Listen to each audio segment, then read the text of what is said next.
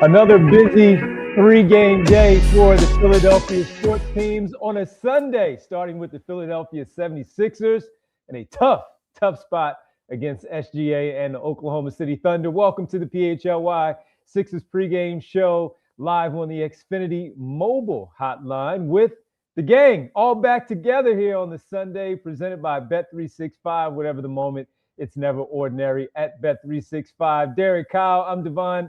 Andrew producing the show, all of you in the chat as the Sixers, Eagles, and Flyers in action on this Sunday. And of course, fellas, the Sixers get the real tough one to start things off on this Sunday afternoon. Buffalo's no pushover either for the Eagles. The Eagles team will handle all of that. First things first is we have to see where things go for the Sixers. We'll get the pregame picks a little bit later. We'll tell you about the starters as well. Big challenge against this Oklahoma City team. And the Sixers, both the Sixers and the Thunder trying to snap their two-game skid. Who does that on this afternoon? But Kyle, this two-game Well, I have an inkling of who's going to do that, Devon, but I don't want to kill anyone's vibe just yet since the game hasn't started. Fair. You know, stranger things have happened. But let's get to it. And talking about this team on this two-game skid right now, the Chicago Bulls with that loss over the weekend, and just a tough one on Friday, as you guys talked about, and that was a difficult loss there. Again, for whatever reason, the Bulls had the Sixers number, and then you go into this spot. So with the two-game skid that has been going on, I know you were traveling for the first one, but you always catch up, and of course, where things are right now, they're trying to snap it in this tough spot against OKC. So when you look at this team, no Joel Embiid, just to let everybody know, he is in fact out today. For those who don't know, looking at them in this two-game skid, two winnable games against Brooklyn and against Chicago. And when we've talked about it so many times amongst the three of us, trying to stack up these wins, they were in a really good spot. And now they find themselves with two games that they felt like they probably should have, as they look back, should have won those games. And here we are on the second game of this five-game trip in a tough spot once again at OKC. Yeah, I mean, I think the number one thing that needs to change is they got to get better guard play. It starts with Tyrese Maxey. He said the Brooklyn game was probably his worst game of the year. In fact, I would remove probably. I think that straight up was his worst game of the year.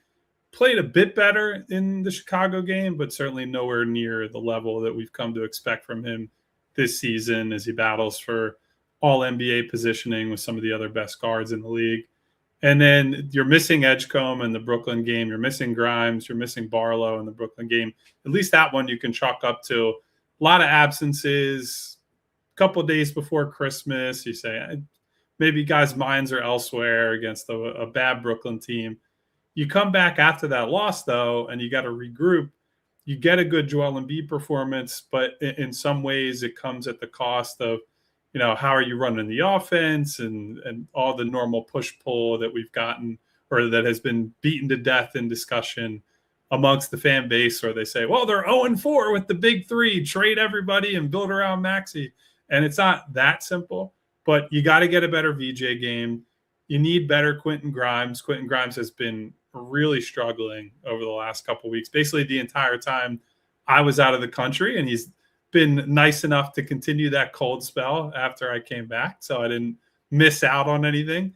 And Jared McCain continues to need to get his season off to a start, basically. Like, he just really has not gotten going outside of a mini pocket there after the brutal start, after the G League appearance. His shot's not there.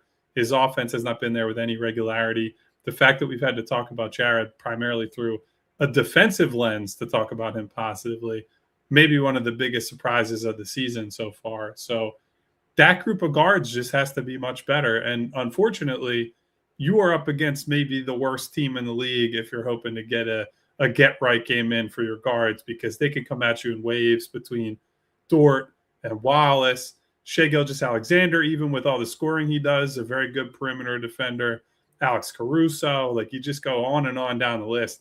Jalen Williams. A player in the exactly. You go through all the backcourt guys, and it's like, man, there really is no easy matchup or target except for maybe an Isaiah Joe coming off the bench, and he's far enough down the pecking order that they are hiding him on whoever your worst player is. So it is a tall task in front of these guys today. Yeah, I see, just to kind of point out how tall of a task it is, I see Lost Sleep TV in there commenting on the line where the Sixers are a plus 15.5. That might sound absurd, but the Thunder, on average, outscore opponents by 17 points per game at home. In their 14 wins at home, you're pushing 20-point per game margin on average. So yes, it is a big number. It feels like disrespect. It's actually kind of not. Like, that's telling you that the Sixers are kind of like an above average opponent that they're going up against. It is a wild run that the Thunder are on. It might not look quite as wild as it once did, thanks mostly to the Spurs and Wemby, who somehow are 3-0 against this team. But yeah, this is, to reiterate what Kyle said, this is not a get-right team at all. And especially for a team who, look, there's a lot of talk over the last 72 hours about Joel Embiid, which is kind of amazing because all of your guards right now stink and they're playing really poorly. And the only one we can talk about is the only person who's scoring with any kind of consistency. And I do think it lets some of these guys off the hook. Like, if you go back and you rewatch that fourth quarter and you strip some of the emotion away from it, they were getting really good looks. Like, Tyrese Maxey was getting good looks. Paul George got some good looks, mostly outside of the arc. He struggled to create inside of it. Even Jared McCain, they're all getting good looks. You just have to convert. It is, I hate to be completely reductive, but it is a make or miss league. Like, a lot of those looks, if they would have made those shots, you would have said, like, oh, they're actually running pretty good offense here. They're executing pretty decently down the stretch. They just couldn't make it. It happens every now and then, but I do think when it does happen, we don't have to go to the human lightning rod every time to explain why. Sometimes really good players just get themselves into a funk, and I think that's what Tyrese Maxey is in right now over these last two games. But if that's the case, I mean, look, you don't got the big fella. So there's no shield there. If that's the case, this is absolutely not the team to get out of the funk against. I'll go back to the guard play because the guard play is going to be important, as you just talked about anyway, Derek, with Joel Embiid not being there. The guard play is going to really have to get things together. When we talked about them during that stretch where they were playing well, when it was first, Tyrese Maxey was out, VJ Edgecombe leveled up, and he was playing alongside both George and Embiid. And then when Maxey came back, and it starts with that Knicks game, where they look phenomenal as that backcourt when in that game, and then following up with the second night of a back-to-back back at home. And they look really good. But then you go to the Brooklyn game and certainly the Chicago game on Friday night, where you guys pointed it out, where Edgecombe wasn't good. Maxey had his worst game against the Brooklyn Nets. In order for them to snap this skid, and it's going to be tough here, but to give themselves a chance, and that 15 number is crazy, but give themselves a chance, the guard play is going to have to be key. And that goes to all the way down when Jared McCain gets in the game. And we'll even add in another guy, Quentin Grimes, who just has not played good basketball in quite a few basketball games for the Sixers. So the guard play has to really get it together, starting with their number one guy in Tyrese Maxey. And then it goes on down the line where they have to play within themselves. This Oklahoma City defense is real fast. They get things going pretty quickly, and it comes in waves too, because once they turn you over once, then they're trying to turn you over a second and a third and a fourth time.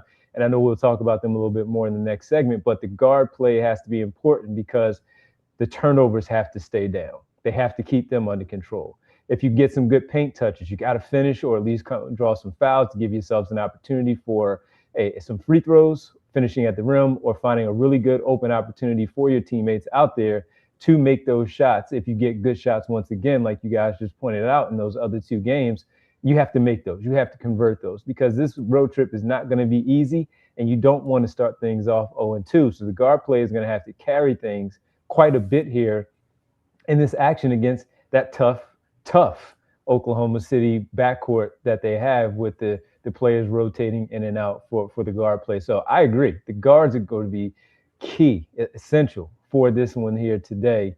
And they have to get it going because this 2-game stretch where they probably should have at least won one of them. All right. Things level out the way they're supposed to play out in the season, but they should have won one of those 2 games against Chicago or Brooklyn. They did not. And this one was going to be a tough one. The guards have to be much, much better in order to get out of this funk that they're currently in, because this is a tough 5-game trip, and this is not an easy spot for them right here against the defending champions. Yeah, and look, this is a league where your depth matters maybe more than it ever has in NBA history. It is increasingly a league where your 9th and 10th guys don't just have to be playable, they have to be actively positive. That's especially true against Oklahoma City because their average quality of player and their average quality of play is so high that as you bring up the turnovers, if you're not careful with the ball, they are getting out on the break. They're running down your throat. They're going to hit transition threes. They're going to get transition dunks and layups. And once you allow them to do that, they score quickly, they get back, they get set, and you're right back against a group of players that loves the individual battles, that switches just fluidly and effortlessly. They are as good of a defense as we have seen in the last couple of decades. Yeah. At least numbers-wise, they're one of the best defenses ever, have been over the last year and a half, and are, as Derek, I think, brought up on the post-game show or the pre-game show the other day, the gap between Oklahoma City and number 2 is basically the gap between them and teams in like 11th or 12th, right? Yeah, it was 12th. Yep. Yeah, it's a huge separation in terms of quality of defense.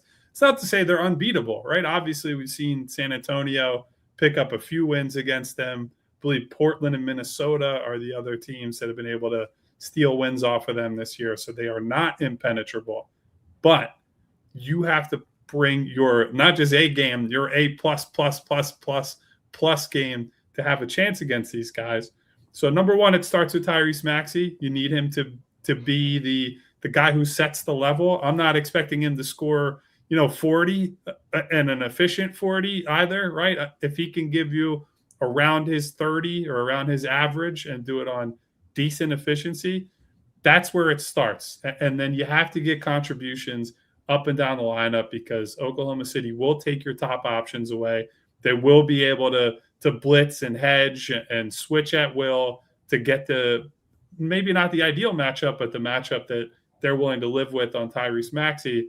And so VJ and Jared and Quentin are going to have to do a good job of attacking whoever the third or fourth best defender is at any given time. And that's been tough for especially Quentin lately. Hopefully VJ has a bounce back game today after a tough one the other night in Chicago. Yeah. And you like you mentioned it, like, yeah, they're the best defense, but they're the best in pretty much everything. Like they're number 1 in points allowed. They're number 2 in opponent effective field goal percentage. They're number 1 in forcing turnovers. They're number 4 in defensive rebounding, and they're number 4 in points created off of live steals. So there's really not a weakness in their defensive squad. And you brought up like the guards being the key, and that's obviously true because especially with Joel out, you've got to get big scoring nights from them. But you also have to take care of the basketball because if they do get those turnovers, they will get out on the break. They'll just make their, really good offense all that much better. And it is, the Sixers guards are really, really good at taking care of the basketball for the most part, with a Quentin Grimes exception thrown in there. But this is a team that's really good at turning you over, really good at sending help and making ball handlers' lives really difficult. And if you start letting that snowball, that's when this game could get out of hand. All right, let's take our first break here, our only break of the pregame show. When we come back, we'll continue to talk about the big challenge that faces the Sixers, and that is the defending champs, the Oklahoma City Thunder.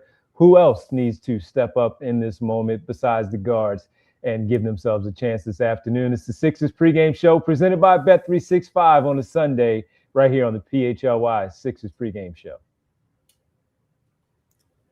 Guys, I'm sure that you've heard or seen by now, but the World Cup is coming back to the United States next year. It's coming back to Philadelphia for that matter. And I was a little too young to appreciate the last time that this happened. Maybe I also didn't have the money, even if I would have been aware of the World Cup being in the U.S. back when I was a kid. And now I know where to get my tickets. That is the Game Time app. It is such a lifesaver because as all these prices are going up and up and up, you're going to get the absolute best deal and you're going to be able to track price drops in real time as the World Cup approaches, but also as all kind of other events approach, like Eagles games, like Sixers games, all kinds of concerts, comedy events, whatever you want to go to in Philadelphia or wherever you're listening and watching this from, you'll be able to get it on Game Time. They have zone deals. So if you want to just choose a general section or an area, Game Time will pick your seats and give you the best deal. Fees are included, and you see them up front, so there are no surprise fees at checkout. You also have panoramic seat views and the lowest price guarantee, or Game Time will credit you 110% of the difference. We love that around here. So take the guesswork out of buying soccer tickets, but all the other tickets too, with Game Time. Download the Game Time app, create an account, and use code PHLY for $20 off your first purchase. Terms apply. Again, create an account and redeem the code PHLY for $20 off. Download the Game Time app today. What time is it, Devon? Game time. Woo. And guys, every now and then you're over at a friend's house, you're ready to watch a big game. You get there and their setup is a total mess. Not like power turning off in the middle of a show mess, but a little bit of a mess nonetheless. There's videos lagging, it's buffering, switching between apps and trying to find the game. But if you call yourself a basketball fan, you have to have Xfinity. It's the ultimate sports destination where you can find the best games and your favorite teams all in one place. The way that you watch is next level. Got all the action right in your living room, plus with Xfinity's best picture and sound with enhanced 4K. It's so clear it feels like you're in the arena. On top of that, you get real-time notifications and live stats right on your TV. It's the best seat in the house every time. Next game day, make sure that big fan isn't a big fail. Learn more at Xfinity.com. Xfinity, imagine that. Restrictions apply. Multi-view requires Xfinity 4K-capable TV box. And we're back here on the PHLY Sixers pregame show presented by Bet365. Whatever the moment, it's never ordinary at Bet365. We'll get to the picks in a little bit. But, Derek, we got to start off now with the other guys that need to step up in this spot, because as we talk about the Sixers two-game skid, and you guys mentioned Wembanyama and the Spurs having the Oklahoma City Thunder's number, 3 wins already against them. Kyle, you mentioned it on Friday, 1 on a neutral site. They have their number. And guess what? They have a 2-game skid themselves, Derek. So the San Antonio Spurs maybe have even ticked off the Oklahoma City Thunder a little bit more with that last loss that they had. Right, exactly. So perfect spot at home against the Sixers team, also riding their own 2-game streak. Who else are you looking to try to extend the Thunder's losing streak to 3? Yeah, it feels like it was just a couple of days ago where they were 24-1 and we were talking Golden State Warriors record. Right. Obviously, it's not completely thrown out of the window, but with 5 losses at this point, it is going to be a little bit tougher. No, I mean, look, I don't even know where to begin on like how you defend this Thunder team. They've got so many different options. You know, we talk a lot about they're the best defense in the league, which they are, and you have to kind of start off with that. They're also a top 5 offense in the league as well. Mm-hmm. And for a Sixers team right now who's going to be playing heavy minutes with Drummond at center, with Bona running around like a chicken with his head cut off at center. Like, I really worry about what not just Shai is going to be able to do, but they shoot 37% as a team as well. They're real good at that drive and kick game. They're real good getting out in transition. All of these are things the Sixers don't necessarily do well. So between containing, the ball handler and making sure he doesn't collapse the defense, to not turning it over, to if you do turn it over, getting back in transition, making your rotations, communications, these are things that the Sixers at times can struggle with. So I think this is going to be, this is going to be deep analysis here. I think the best team in the league and one of the best defenses we've seen in our lifetime is going to be a really tough matchup for the Sixers, but it's a tough matchup on both sides of the ball. So we focus a lot on the perimeter play, the guard play, and rightfully so. But with no Joel Embiid, you really have to get the absolute best out of both Drummond and Adem Bona, which the Sixers have struggled to get the best out of those guys in the same game, even when they're limited to 10 to 15 minutes. You might get, a good Drummond game. You might get a good Bona game. But in these non-Joel games, generally it's been one guy plays well and the other guy mostly stinks, and you have to ride whoever is the hot hand in this game. The trouble with OKC is they have 2 very different big men who are going to play the bulk of the minutes. They're able to play together because Chet Holmgren is a floor spacer and is able to defend in space as well as protect the rim. And so I think the key is going to be, how do you match up with OKC in the solo big minutes, right? So when it's just Chet Holmgren out there and they play a little smaller, do you stick Adem Bona on the floor and try to go more like for like a little more agile, mobile big who's going to be able to cover ground as he spaces the floor?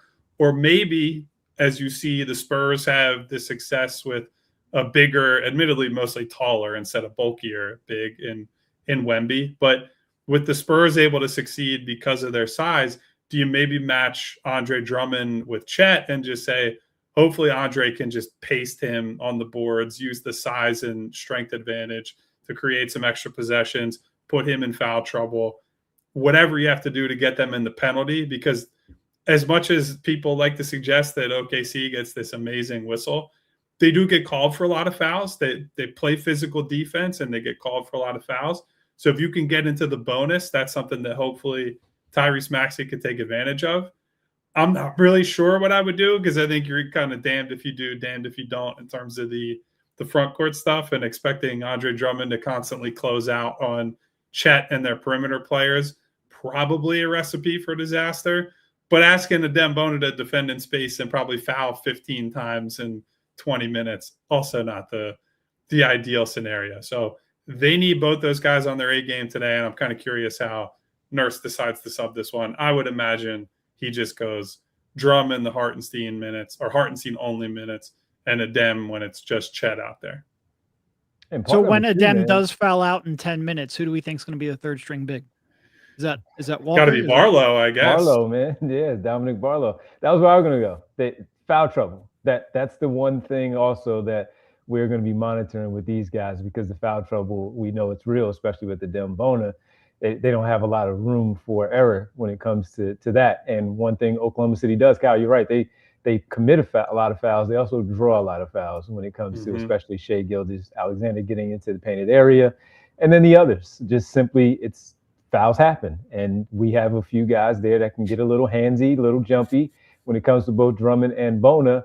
And then that could be a problem. And so when we talk about Barlow and Walker, they also have to be careful, because there is a chance that Nick Nurse will have to call their number and play some 5 minutes in that case. So that's going to be big. Mine, I think it's an easy one too, is Paul George. With Joel Embiid out, not knowing where VJ Edgecombe is going to be. You hope you get the good Edgecombe today, like we've seen for a majority of the season. Paul George back in one of his old stomping grounds where he was an MVP candidate a few years back. He has to come up big in this one there too. He has to be the vet out there to play poised, play under control, help them out as a release valve when all of that pressure does come from the guard play and the ball has to be out of one of their hands. He has to be the one to be able to handle some of that pressure, and that good help defense, the passing that he makes for the guys. The open shots have to fall, but at least give themselves a good opportunity, a good look. He's going to take a lot of those, but he's also had to create some of those too for the other guys to give themselves a chance to make those shots. And you just hope that they do fall in that case. So Paul George is going to be big in this one as that second or third scoring option behind Tyrese Maxey, or however it goes between he and Edgecombe this afternoon against the Oklahoma City Thunder. So I'm looking forward to seeing what he does back in this spot where he has some really good years, but we see that that's not the same Paul George that was there in OKC, but he is important for them this afternoon against this tough defense. Yeah, and inside the arc, attacking was, we'll call it an adventure. I was going to say something a little meaner, but yeah, adventure is probably a good one against Chicago. So, and again, we brought up the turnovers and their ability to get out and run.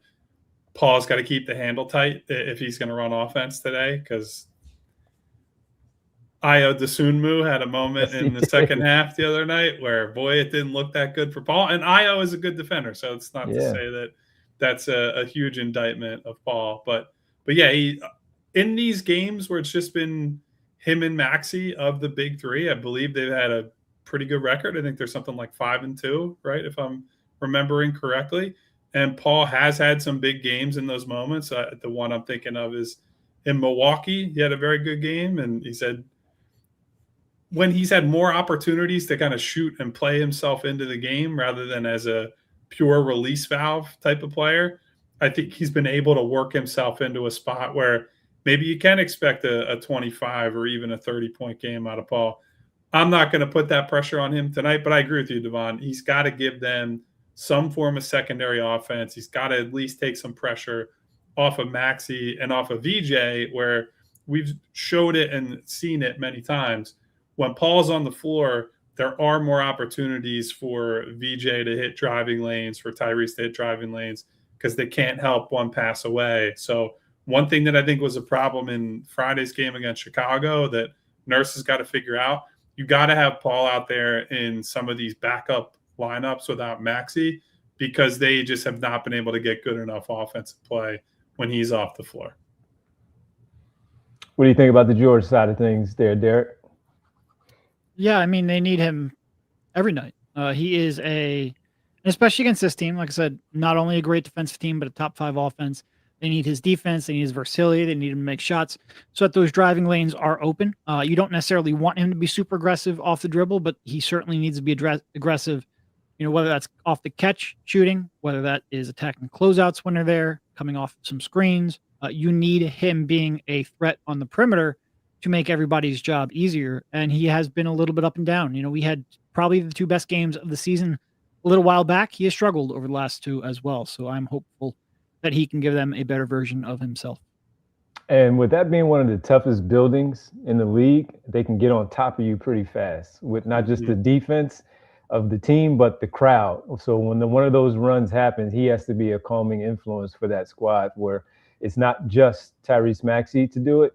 There's some other young guys there where he is going to have to be the one to kind of take control and get everybody reorganized, calm down, we'll be okay. Whether it's true or not, he has to be the one to do it in this tough spot, this tough environment that is Oklahoma City. All right, let's get to the starters here this afternoon for the Philadelphia 76ers. Joel Embiid out. That means Andre Drummond is in the starting lineup at the number 5 spot at the center position. Andre Drummond is the 5, and you're going to go with Dominic Barlow, Paul George, VJ Edgecombe, and Tyrese Maxey as the guys to round out the starting 5 for the Sixers.